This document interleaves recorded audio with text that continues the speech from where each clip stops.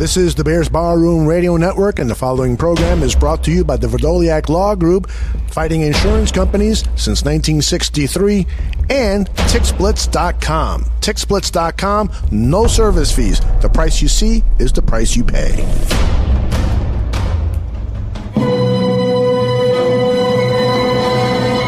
Buffone. A certain magic will always linger with the very name. It speaks of courage and fervor in the world's most brutal game.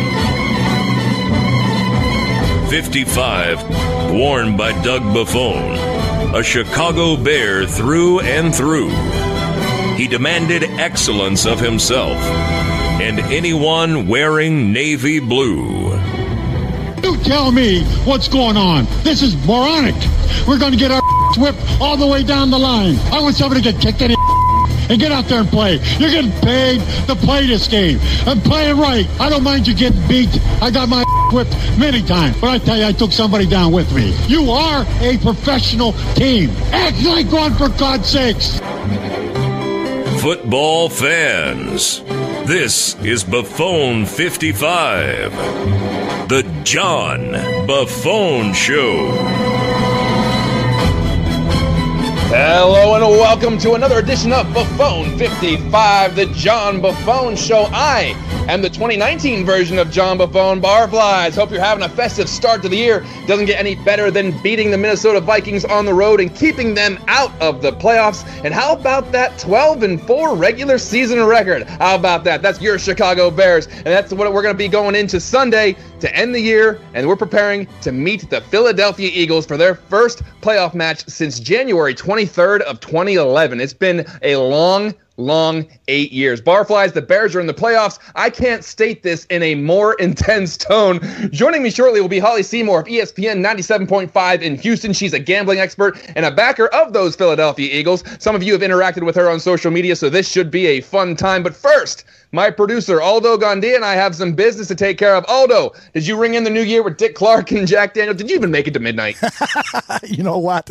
I did not make it to midnight, and you would have been proud of me. I was a good boy. I didn't drink. Unfortunately, I also didn't exercise either. So, but as we age, we make certain accommodations. So. Oh, I understand. I didn't party too much either. I had a workout the next day. Had to be a good boy. How is the workouts going? Your boxing regimen going well? Yeah, going well. The injury list is, getting a little bit longer, but we're working through that in true Buffone fashion. All right. Well, let's maybe we could talk about that later towards the show. Let's get on with our 555 segment. I'll remind people that the 555 segment is where I ask John 5 questions, and he has 55 seconds to respond to each question. The 55 seconds are John's tribute to his uncle, Doug Buffone, who wore number 55 during his 15 seasons with the Chicago Bears. Let's get started with question number 1. All right, John. The Bears defense put on another spectacular performance in the team's 24-10 win over the Minnesota Vikings at US Bank Stadium. How about some shout-outs to the defenders you thought had a particularly outstanding game against last year's NFC North winners? John, the clock begins when you begin. Well, how about Leonard Floyd, man? Maybe it took a little longer than we expected, but he has flashed some all-pro speed and ability the last couple weeks. 8 total tackles against the Vikings, showing some great sideline-to-sideline speed. And I said this earlier in the year. Without Khalil Mack, Leonard Floyd was going to be the focal pass rusher on this team, and that's some pressure I don't think he was ready for quite yet. But with Mack being the crown jewel of this defense, it's given Leonard Floyd a real chance to find himself, carve out his role, and, man, that's scary. I think if Floyd is going to come into his own, he can be a very under-the-radar X factor in the playoffs. Then, of course, Akeem Hicks. Did anyone else make his presence known more than Akeem Hicks last week? Completely manhandled the Vikings line, 1.5 sacks, 3 total tackles, and I will continue to say that he is the most underrated defensive player in the league. We know about him in Chicago, but the rest of the NFL needs to wake up. There is no better stage than the national TV in the playoffs. Look for that to continue. Oh, by the way, Big shout out to Adrian Amos, 5 tackles, but literally lit a stick of dynamite under Stephon Diggs to break up a catch late in the game. Love that hit. Oh, I love that hit too. You know what? He is one of the hardest hitters on the Bears team and in the NFL. We asked him, he was a guest on one of our shows, and we asked him about hitting, and he said, unfortunately, sometimes he's got to use his head a little bit and not give that big whack because he doesn't want to, miss a tackle or do something that could get him flagged. But yeah, he loves to lay the lumber. What a guy. Love it. All right, let's do the same thing on the offensive side of the ball. Give out some game balls. You got 55 seconds. Well, Jordan Howard, very simple. 21 carries, 109 yards, 2 touchdowns. What have I said all season long, Aldo? Jordan Howard will be there when you need him, and he's going to have fresher legs. I know it wasn't snowy conditions, but the snowplow was fired up and humming. When the Bears were dealing with injuries to Allen Robinson, Anthony Miller, Taylor Gabriel, the Bears went to old reliable, and Jordan Howard was there. The Bears are entering the playoffs with a strong and pretty fresh Jordan Howard. He only has 26 less carries than last year, but he has only had 20 or more carries in 3 games this year. That compares to 6 last year, including a 36-carry game against Baltimore last year. 36 carries. So his use this year has been less strenuous. He's less at risk for injury. And if the Bears have a lead in any game, they can go to the battering ram and eat up yards and control the clock like they did against Minnesota. I think Jordan Howard can be a big factor in a Bears playoff run. Also, I would be remiss if I didn't shout out Taylor Gabriel before he got hurt. Hell of a catch near the end zone against the Vikings, showing some of that home run ability. 4 catches, 61 yards. Exciting to see what he can do in the scheme on Sunday.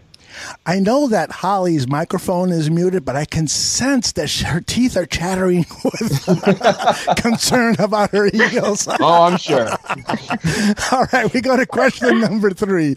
John, let's focus now on the offensive and defensive lines with questions 3 and 4, okay? First, the offensive line. They get back Kyle Long in week 17, and he plays almost the entire first half, and he looks great. In fact, the entire line may have had their best game of the season when you consider the opponent: Danielle Hunter, Everson Griffin, Sheldon Richardson, and Linville Joseph.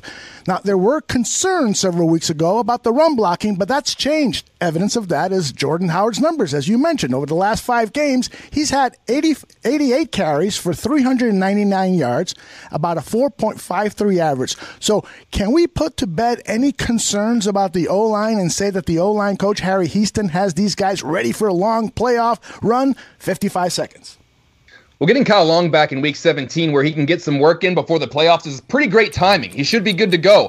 I'm not going to say that all of my concerns are behind me, but it does help my confidence a little bit. Like I said, if the Bears are up 10 in the third quarter of a game, I don't mind if they're throwing it around a little bit, but I love the idea of squeezing the life out of a team with a 7, 8, 9-minute drive that results in a touchdown and takes the wind out of the other team's sails. I know a lot of people were talking about the Eagles being the hottest team in the NFL, but the Bears have won 9 of their last 10, and they're on a 4-game winning streak, including a game against Minnesota that they didn't even need, and they still went out and kicked their ass, and they made Kirk Cousins look like an $84 million scarecrow. Listen, the Bears are getting better each and every week, and that includes the offensive line. If the Bears can run the ball with success, things are going to go really well for them. This offense is starting to kind of find its own, and they're starting to put up some yards, and we saw that with Jordan Howard. They were playing smash mouth football. It wasn't, the tricks and gimmicks and all that other stuff. They were playing, I'm going to punch you in the mouth and see if you can stop us kind of things, and that's exciting.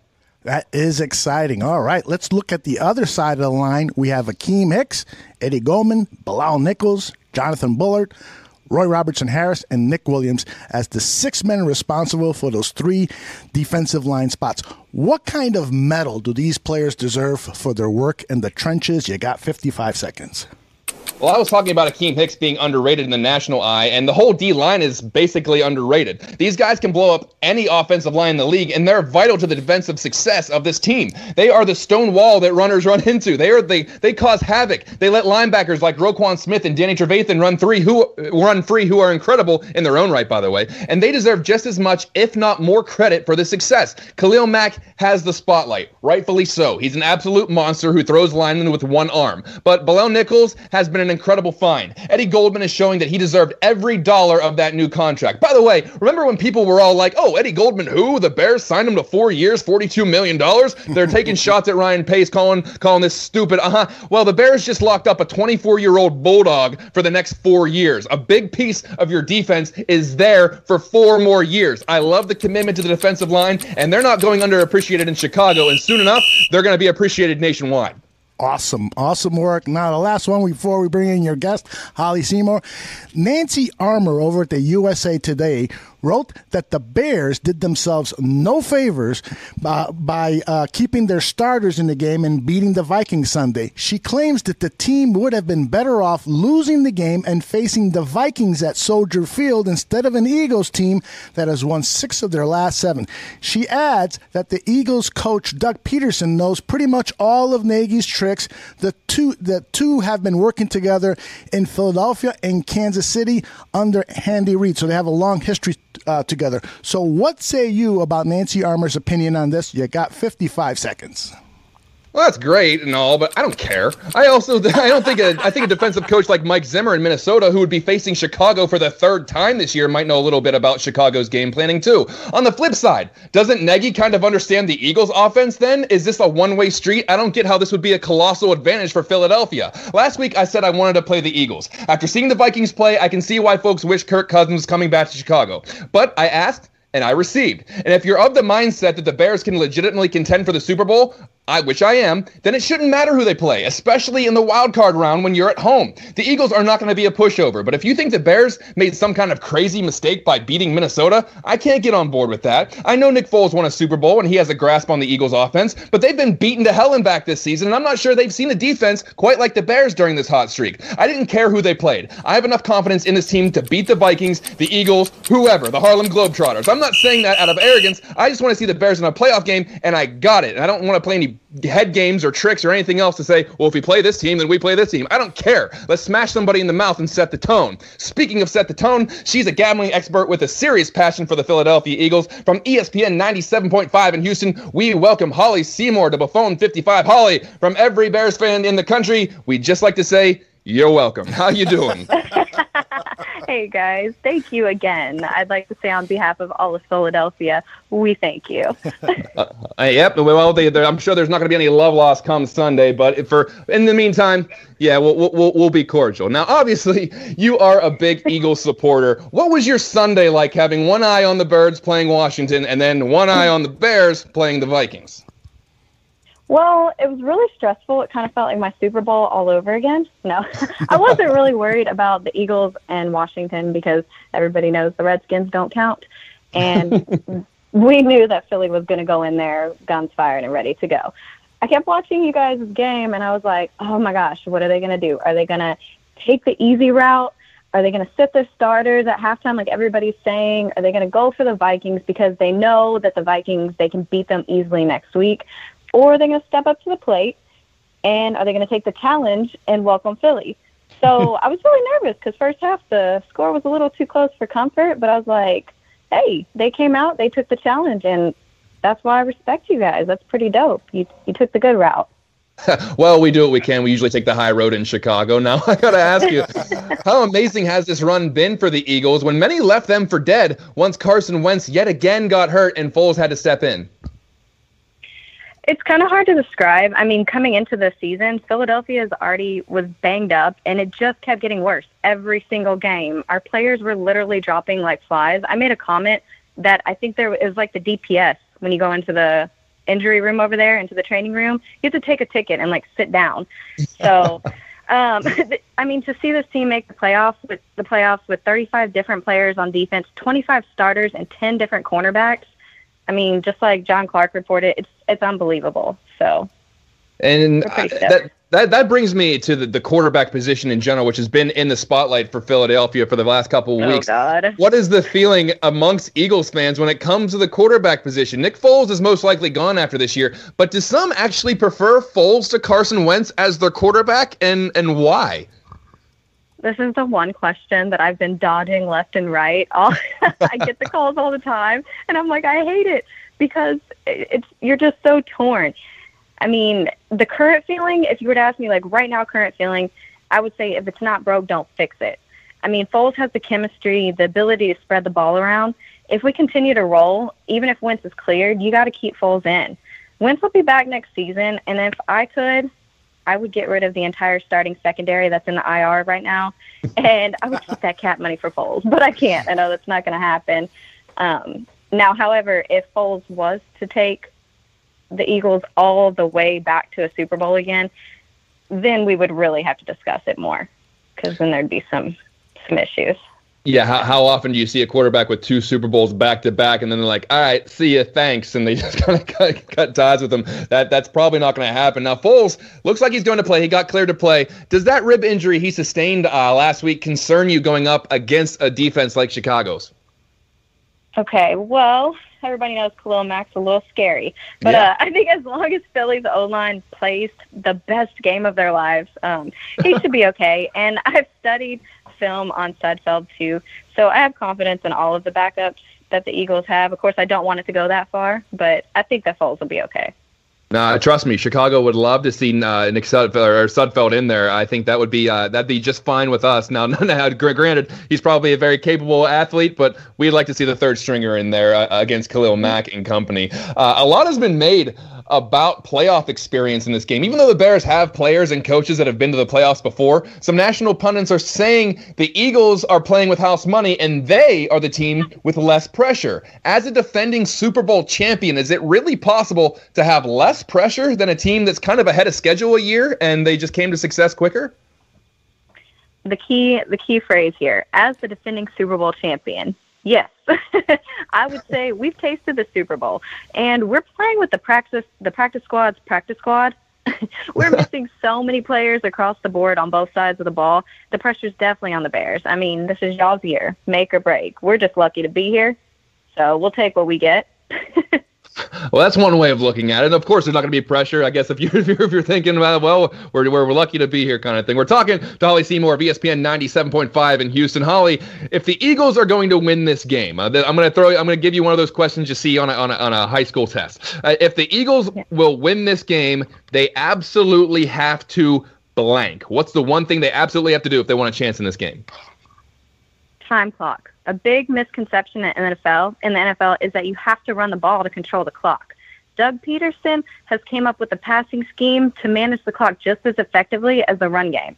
Example, last week Foles was able to complete 25 consecutive passes in a row and keep Washington off the field. The Eagles' time of possession was 43 minutes compared to the Redskins' 17 minutes. The week before, Foles attempted 49 passes for over 450 yards, while the Eagles only ran the ball for under 60 yards, and they still pulled off the victory. Of course, containing Mack and Hicks. During the Rams game, Philly was able to contain Donald, and during the Texans game, Watt was missing. That's the game plan. Well, it's one thing. I mean, Doug Peterson, we have our own version of him in Chicago, and that's Matt Nagy, and they're kind of on the same page when it comes to throwing wrinkles in there and still kind of using that passing game as the running game, controlling the clock. So we'll see if they can, continue that momentum against kind of a defense they probably haven't seen so far this year. Now, I got to ask you, this is kind of a fun question. You've recently been interacting with some Chicago Bears fans on Twitter, and it's been refreshingly civil. And coming from a Philly supporter, that carries some weight, seeing that Philly has a reputation for, not liking anyone. So is there something different about Bears fans or the Bears in general, or what's the deal with this? First off, can I please state for the record, I have to clear this up with every fan base I come across. Philly gets a bad rap, okay? Uh-huh. We are fans. We're passionate fans, keyword, okay? Passionate. Sure. No, but for me, okay, like at ESPN and Sports Map out in Houston, before, I'm sure you guys do it too, before the season starts, everybody gives their boom or bust, which teams they're looking forward to, which teams they think are going to be good, and which ones are going to be a flop. I made a whole video on the Chicago Bears earlier in the season, like before the season even started. So it's a respect thing. I mean, you guys are good. You're a good team. And, I mean, I don't have any problem with your fans. I've never had one Bears fan talk anything bad to me. Like, if anything, you guys play around, and it's cool. We respect good teams. We give credit where credit's due. That is refreshing. I love to hear that. And you didn't even have to throw any, vulgar terms in there that somebody might have said to you. So that's always refreshing to hear. The Bears fans, we're respectable, we're classy. Let's keep it that way, Bears fans. I know we're feeling pretty big right now in the playoffs, but let's not get too big for our britches. Now, I'd be remiss if I didn't talk some betting with you. That's kind of your wheelhouse. Current line with the Bears is it opened up at 5.5. Obviously, that could change. That's the biggest spread of the playoff weekend. Where do you see most of the action going on this particular game? Oh, everyone is definitely going to be on the Bears. And I'm kind of shocked because I feel like, I mean, yes, I know you guys are a great team all around, but I just think that that's kind of a high a high line for a playoff game. I would agree. 5.5. I don't see it, but the public is going to jump on the 5.5 definitely with the Bears. Yeah, we could maybe see that line in Vegas kind of shrink a little bit as people jump on the Bears. That might change, and that is, like I said, the biggest spread of the weekend. We'll see if that changes. We're talking to Holly Seymour of ESPN 97.5 in Houston, right here on Buffone 55, the Bears Barroom Radio Network. What do you feel is, out of the entire weekend, we got some good games, Seattle, Dallas, we got the Chargers and the Ravens, and then obviously the Bears and who are they playing? The Eagles. So what do you think is the safest bet, if there is such a thing, on Wildcard weekend out of all four of these games? All right, don't harass me on my Twitter timeline if I lose you money. But no, of course, I can't be a homer here and say the Eagles +6. So I'll talk to you guys a little bit about Ravens and Chargers. I like this game. I love the Ravens, and I love Lamar Jackson. He's dangerous. Even on film, you're not really sure what you're going to get. His running and scrambling ability combined with the pure athleticism, he's just a problem. Another problem is the Ravens' defense. I mean, Baltimore's defense held 3 of the NFL's best offenses to 16 points per game in week 14 through 16. I think this is going to be a scrap it out till the clock hits 0 type of game, though. And I'm always a little bit nervous about a rookie quarterback in the playoff scenario. I think that they win the game, but not by 3, so I'm going to go ahead and take Chargers in the points. Oh, okay. There's some advice there from Holly, and if she loses you money, you know how to get a hold of her on Twitter. Just kidding. It's just advice. Now, just remember all the money that I've won you before, okay? This is a what have you done me lately kind of business here, Holly. I don't care what you did 5 weeks ago. If you lose me the house this week, doesn't matter. No, I think it's safe to say that both Baltimore and Dallas, they could potentially lose at home despite being favorites, and we'll even throw Houston in there because that's where you work. Now, we obviously know your disdain for the Cowboys. Who do you think is most likely to lose at home, or could all of these teams lose at home? Okay, so the funny thing about this is you've all seen it. The lines have all moved to almost pick-ems for every game except for the Chicago Eagles game. That is a good sign because that means that every team out there is pretty evenly matched up. So that's pretty refreshing. But you might call me crazy. I could see possibly 3 of these home teams losing out. And as far as the Texans and the Colts go, oh, God, you'd have to put a gun to my head to pick that one. I imagine that it's going to go down to a straight pick 'em pretty soon. I think it's -1 in favor of the Texans right now. So. And that being said, the last question as far as betting goes from me would be, you talked about all these games being a pick'em. What is a game that you wouldn't touch with a 10-foot pole this week because it could go either way, or all of these games just like, dang, what am I going to do? Do I really want to bet the house on this kind of thing? Like I said, I really don't like the Texans and Colts game. Like, all the stats are pointing Colts here, but Texans find a way to sneak out wins. I'm not sure, but the one game that I really would not touch is going to be the Dallas and Seattle game. And I only say that because all the stats point to Seattle. They look, again, same thing with the Colts. They look like the better team. Now, I'm going to try to keep this as professional as I can, and you guys are going to pick up on my hint. Dallas here is really the only team out of all of these that have the quote-unquote home field advantage. I'm going to keep it professional. All I'm going to say is I'm going to watch every flag thrown on every play of that game. I see where you're going with it. That's why I'm not going to go. Other than that, I would take Seattle easily if this was not in Dallas. I see. So you're saying there could be 12 guys on the field, but we won't get too deep into that. We won't go down that rabbit hole. Although, before we let Holly go, do we have any questions from our listeners in the chat room? Well, yeah, actually, I got to say that Heart4803 in the chat room says he is following your advice except for the Bears game. He's going a different way on that one. I got 2 questions for you, Holly. One is Cravon LeBlanc, which is a name I love to say. He's your starting slot corner with the Philadelphia Eagles. He played 2 years with the Chicago Bears. He was released and picked up by the Eagles. How has he played this year for the Eagles? You know what? The funny thing is I posted a poll about it last night. LeBlanc and Maddox. These are 2 kids that I really didn't expect anything out of. That's a position that I watch very carefully. And to be honest, I'm proud of those guys stepping in. They're doing let's just face it, Philly's not been real good in the secondary anyway, even when they're healthy. I think the guys are doing pretty good right now, so I'll give them their props for that. I almost wanted to say, hey, you want to take over for Jalen Mills and co? But you didn't hear that from me. Well, and particularly that Maddox kid has, I think he was a 4th-round draft pick. He came out of nowhere, and he's been playing very well for you guys.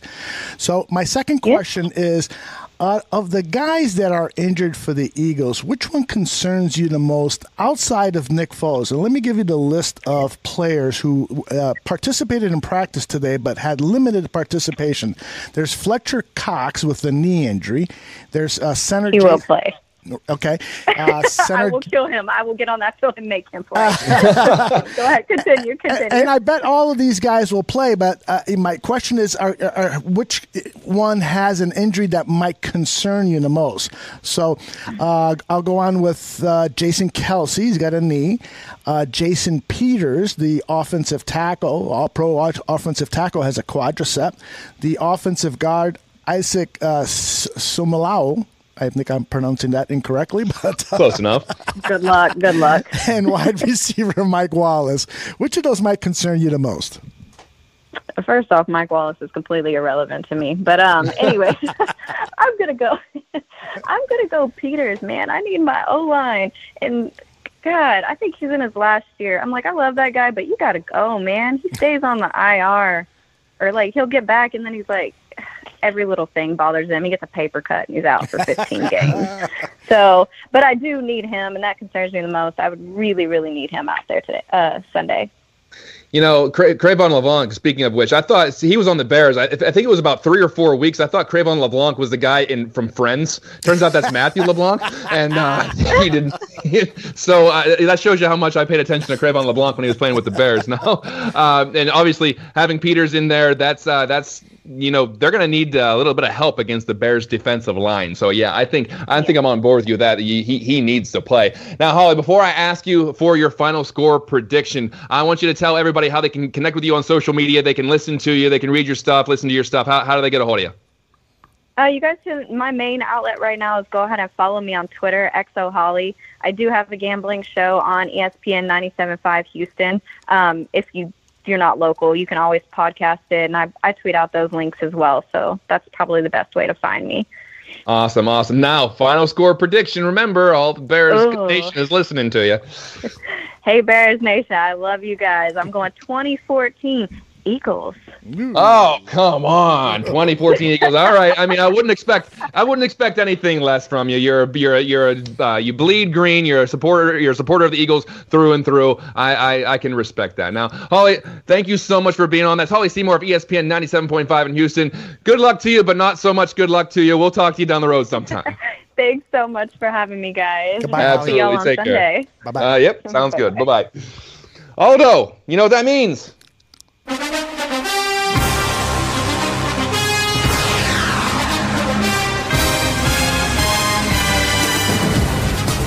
Oh, yes. I know exactly what it means. It means the second half, or maybe the start of the fourth quarter, or something like that, of the show. Somewhere deep in the third quarter, between 7 and 8 minutes left. Great guest. Holly was fun. What do you think about her prediction? I hate it, but I respect it. Absolutely.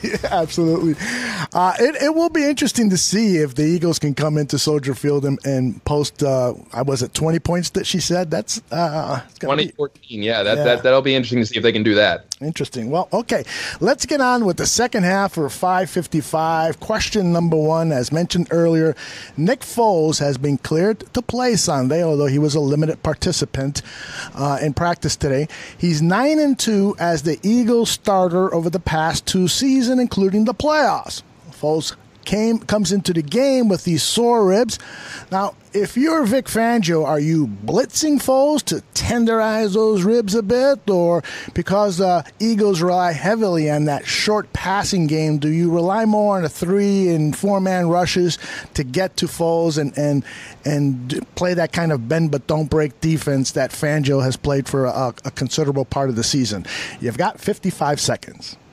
Listen, I come from a family mentality of never played scared in anything. Also with that mentality is the thought process that blunt force trauma is the game plan for everything. From football to opening up a jar of peanut butter, it's always about blunt force trauma. Now, I'm not so much a Neanderthal that I think that's actually the smart thing to do, but I do want to be aggressive. That's probably why I'm not a defensive coordinator. But I do want to get Foles as uncomfortable as possible. I know he had a historic run in the last playoffs, and I know he stepped in well this year, but let's not look at Nick Foles like he's never had a bad game. Heading into the playoffs last year, he looked pretty bad before he turned it all around. And then the first 2 games this year, he looked below average against Tampa and Atlanta, 54 of 82 passes, 1 touchdown, 1 interception. That's nothing to call home about or be scared of. I'm sure Vic Fangio has something dialed up. Maybe it's a steady cocktail of both. Bring the house to get Foles off his platform and then kind of ease off to make him make quick throws into some coverages. I am sure Vic Fangio is talking to Matt Nagy about this offense and seeing how he can mix things up. Hey, are you worried about losing Vic Fangio?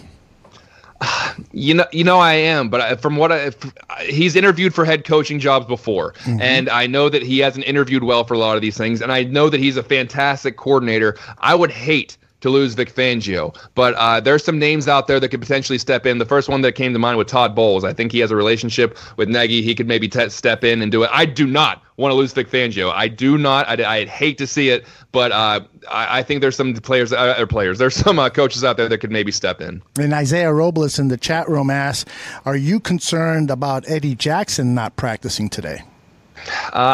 Let's just hope that it's a couple days out. Let's just hope this is precautionary. Get as much rest as possible. I would hate to not see Eddie Jackson play, but I really want to see him in there. I want to see what he can do in the playoffs. That's one guy I really want to see in there. So I am a little bit. Yeah, last night on the NFL Network, they repeated the Bears-Vikings game at Soldier Field, which Matt Nagy said was the turning point of the season for him. That's when he finally thought, we can go all the way. We can do this. And that game, Eddie Jackson was just stupendous in that game. He was, and it made me think about, man, I hope we have him on Sunday against the Eagles. Absolutely. All right, let's move on to question number 2. After being destroyed by the Saints, the Eagles lost 48-7 against the Saints in New Orleans. The Eagles' offense has played much better, and that includes scoring 30 in a win at L.A. versus the Rams and 32 against the Texans at Philly. What concerns you most about the Eagles' offense as they compare to the Bears' defense? 55 seconds.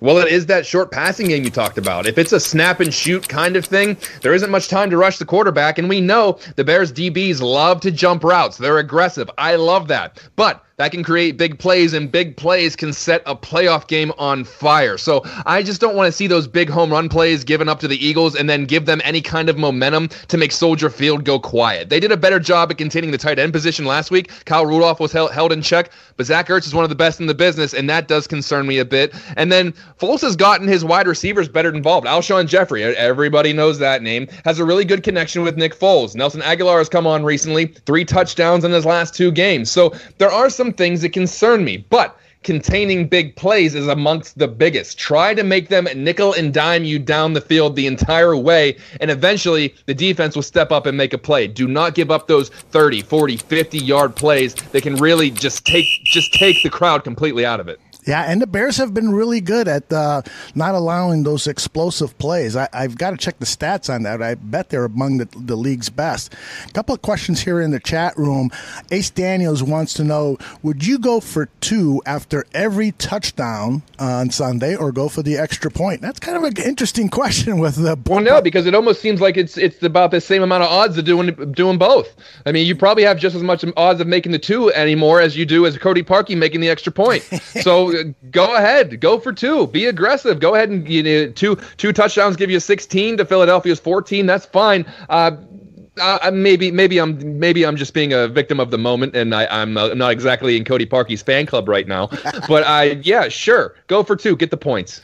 Yeah, the only thing that would worry me about that is his confidence, and then all of a sudden there's 3 seconds left, and Cody Parkey has to go out there and attempt a 45-yard field goal to win the game. I don't like that we're treating Cody Parkey like he's a fragile 12-year-old child that we're got to worry about his psyche. He's a professional kicker who signed a 4-year contract with the Chicago Chicago Bears, we shouldn't have to worry about, oh, how is he feeling? I don't want to. I don't want to deal with that. I hear you. All right, question number 3. The offense had a spectacular 16-play drive that ate up over 9 minutes of game time against the Vikings. It resulted in a 3-yard Tariq Cohen touchdown. On that drive, the Bears ran 9 times and passed 7. Is this the type of balance that you'd like the Bears to shoot for on Sunday? 55 seconds. Well, yeah, I think if you have a sound foundation with the running game, that opens up so much more for Mitch Trubisky and company. Look, we talked about there sometimes being a lack of points in the Chicago offense, and I said that the 20-plus yard plays need to increase. I think the running game can help that. It is so crucial come playoff time when you need to control the ball to have a reliable running game. And the magic number for me here is 24. If the Bears can score 24 points, they're fine. They're going to win the game. The Bears have only allowed 24 or more points just 4 times this year. Those 4 games have been all 4 of the Bears' losses. So, if the defense does its job, which I'm hopeful that it will, the offense can put up at least 24 points, the Bears will win this game. And how do you do that? Sustainable drives with a sound mix of tearing off chunks of yards in the run game and taking your shots down the field. Now, you can't be too one-dimensional in playoff football. You're not going to go anywhere doing that. I wouldn't be shocked if the Bears come out and try to establish the run game to set the tone. John, over in the chat room, Trey Busy is there, and he brought up the Alshon Jeffrey tweet or Instagram. Yeah. Did you see that today, what Alshon Jeffrey said about Chicago, Philadelphia? That's where he worked, not where his home was or something like that? Yeah, he said Philadelphia is home and Chicago was a place I used to work. What do you think about a comment like that from a former Bears player? I think he should be thanking them then because he collected a lot of workers' comp here because he wasn't on the field very much. Yeah, you know what? It just seems so ungrateful. We gave that guy a lot of support. And yeah, there were some fans that got on him, because he was always injured and stuff. But my goodness, to say something like that, I hope that I think we're better off without him. You don't need that. And, he signed the contract with Philadelphia, and he's banged up there as well. So any receiver that has recurring soft tissue injuries, I don't need that. And the Bears didn't need to give him big money. I think that was the right call. Ultimately, we were upset because there wasn't a whole lot in the tank or in the cupboard after he left. But looking back on it, I think it's just fine. Yeah, Trey Busy says that Alshon had a hamstring made out of Jell-O. Yeah, and it's snapped more than often. All right, question number 4. Outside of Trubisky and Mack, pick a player from each side of the football that you have high expectations for this Sunday and tell me why. 55 seconds. Well, on offense, how about a big game from Trey Burton? He's going against his former team. I'm sure he wants to let them know that he made the right decision in picking Chicago.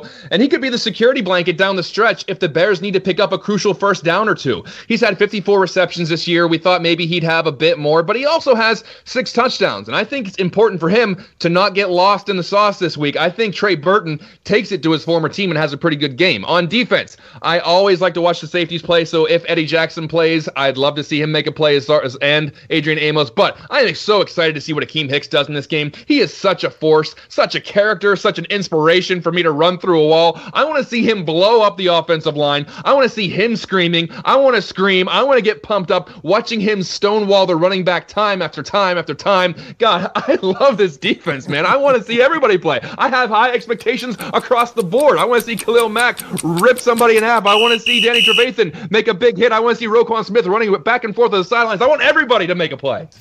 This is Chicago, the city and the franchise. This is a defense town. This is a defense franchise, right? First and foremost, that'll never change no matter what Matt Nagy does with the offense. You agree with that? Absolutely. This town, this team, this culture is all about going out there and smacking somebody in the mouth, turning somebody black and blue after the game. You can't always do that on offense. You can always do it on defense. This is a defensive town, man. I think that's one of the major accomplishments that the Chicago Bears organization had this year. When they fired, who was it that they fired? I think it was Trestman. When they fired, they said that they wanted to get back to their roots, which was defense. Well, 3 years later, they bring in an offensive coach, but they actually accelerate the process of having a great defense by bringing in Khalil Mack. I think masterful moves by Ryan Pace. Oh yeah, if he should be executive of the year. I think everything was put together masterfully. Is there any competition? Can you think of anyone else that deserves even a consideration? I can't. I off the top of my head, no, because if you look at how teams were formed and what they were last year compared to this year, and putting together things on the fly and turning it into success, who else? Who else can you make a case for? Yeah, I hear you. All right, here's our final question of the show. This one we turn off the clock. And I want to, this is important because these Buffone motivation talks have been working wonders. You know, after Mitch Trubisky's 3-interception game against the Rams, we asked you to give Mitch a pep talk, and it worked. While he hasn't made anyone forget about, Patrick Mahomes' brilliant season, he has played error-free since that talk that you gave him. Mitchell has thrown 3 touchdown passes in 3 games with 0 interceptions. He's in command. He's doing an excellent job. But because this is Mitch Trubisky's first playoff game, I thought it would be a good idea to have him receive another one of those patented Buffone motivational talks. The clock is off, my friend. Go to work. Mitchell, this is what we've been waiting for, buddy. It's playoff time. The city of Chicago is behind you. We're at our house. Yet, we're not getting much respect. More importantly, you aren't getting much respect. Almost every analyst says you are what's keeping this team from competing for a championship. They think you are the weak link. Well, buddy, now is the time to shut everybody up. You don't have to do this all yourself, but now is the time to show everyone outside of Chicago what you are, and that's a leader. You lead this team with your attitude. You lead this team with your commitment, and you lead this team with your play. Now is the time. This city has been waiting 8 years for a moment like this, and we've been waiting over 30 years for a quarterback like you. We got your back, man. Your teammates got your back. Your road to respect starts Sunday. It starts at Soldier Field, where Sayers, Peyton, Butkus, Singletary, and yes, Buffone have all played. Put the Trubisky stamp on the Chicago Bears history books this Sunday. Now is your time, and it's time to bear down. That leads me into my prediction. I think Soldier Field is going to be rabid. It's very important for the Bears to give the fans a reason to stay lathered up. Thank God they're the late game on Sunday to let everybody get a little lubed up beforehand. I think the Bears jump out to a 7-0 lead. It's going to be a slobber knocker up until the very end. God willing, it doesn't come to a field goal attempt. Thanks for not bringing that up, Aldo. I don't think it will come to that. I think the Bears can hold on to a lead, and they win this game 27-23. And don't forget, this episode of Buffone 55 will be on your podcast stream first thing Thursday morning. Make sure you share it with your friends. Give us a review. We're on all the podcast delivery systems: iTunes, Podbean, Spotify, Google Play, Stitcher. What's something that's discontinued? I've gone through so many of these this year. Zoom, you name it. All you have to do is search for the Bears Barroom Radio Network, and we will pop up. Do not go far away from your Mixlr Players Barflies, because in an hour, Dr. Phil Atoshin will occupy this space with his moderator, Joe Mandel, and their special guest, a Bears Barroom favorite, Paige Demacos. Trey Busy's Let's Talk It Out comes here on Thursday night. Aldo, what do you got? Well, Bears 100 Proof. It's your podcast stream on Friday. And don't forget the Barfly Tailgate Show. I believe the guys are going to go live on Sunday morning. Follow us at Bears Barroom on Twitter for an update on that. If that changes, if it hits your podcast stream, we will let you know. And stop by BearsBarroom.com for some articles. Eric Katz wrote a really cool piece on who could potentially replace Vic Fangio if Fangio does leave for a head coaching job. Steven Zimmerman's second video of his series on the Chicago Bears and answering poll questions from Twitter is going to be out tomorrow morning. And John, I just want to say I hope you have a blast on Sunday, and we will talk to you next week, my man. Oh, Aldo, God willing, we're talking about the Bears' next opponent in the divisional round. Enjoy Bears playoff football, everyone. Bear down. We'll see you next week.